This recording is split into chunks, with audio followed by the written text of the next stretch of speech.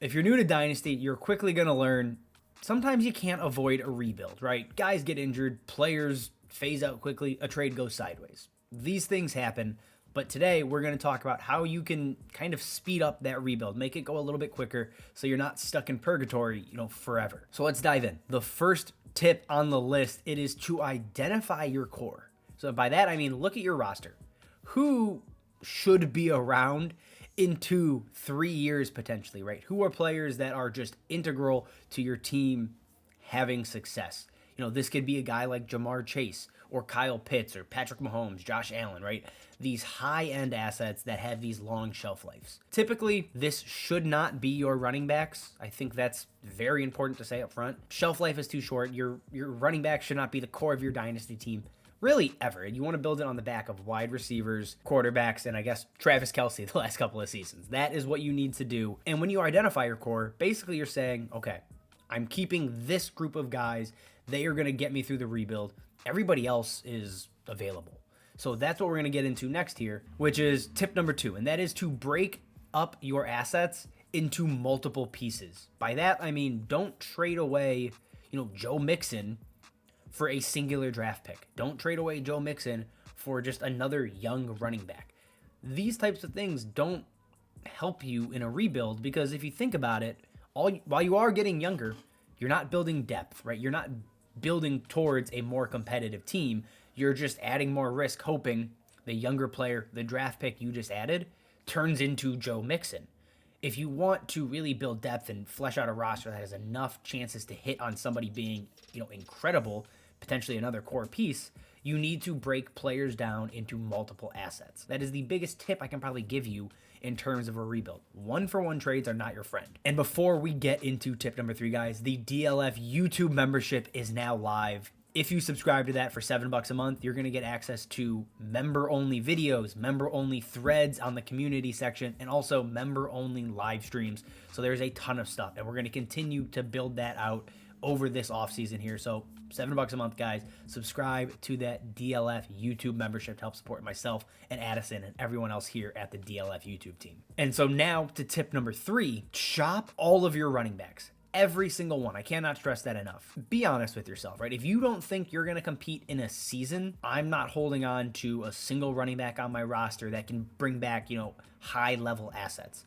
The reason is injuries happen. Careers get taken away very, very quickly, right? You could be looking at Cam Akers, who, right, heading into 2021, was an elite asset. Tears his Achilles, misses an entire season, comes back in 2022, and just continues to struggle until the end, right? So that basically 2 years of value gone. You're not getting what you could have gotten if you had traded him heading into the 2021 season. Same with J.K. Dobbins, now Javonte Williams, Breece Hall, right? All of these guys can lose multiple rounds of value or picks worth or whatever, however you're, looking at that structure. So all running backs need to go, especially your older ones. That is the key, right? If you want to hold Breece, I get it. I don't blame you. But guys like Josh Jacobs, Joe Mixon, Dalvin Cook, Austin Eckler, CMC, Saquon Barkley even, there will be new guys that come up. Handcuffs, rookies, all of these things will become available that help you fill those gaps in your roster. And you can just trade for veteran running backs when you are ready to compete. That's the best move. Not trading Joe Mixon, not trading Josh Jacobs is leaving value on the table, especially when you can flip them for first-round picks and second-round picks and, good wide receivers or undervalued wide receivers or quarterbacks, whatever it is. You need to ship them out for long-term assets. That is how you build a core. And if you're not competing, who cares what your starting lineup is? It literally does not matter. So go load up on wide receivers and draft picks rather than holding on to a running back that may or may not be good in a year or two when you are ready to compete. Number 4, you need to trim the fat on your roster. And by that, I mean anybody of value, right? Not just your elite running backs or your elite wide receivers that you're shipping out because they're old. I am talking faceplant rookies, handcuff running backs. These lower level assets, ship them out for players or package them up, for multiple picks, these types of things to just give yourself a younger, higher upside team. As soon as those types of guys have value, you need to move them. The same goes with like a Sky Moore, a Kadarius Toney, these receivers that just haven't proven anything that people still value. For them, I want rookie picks. I want other upside wide receivers that have flashed but might be injured.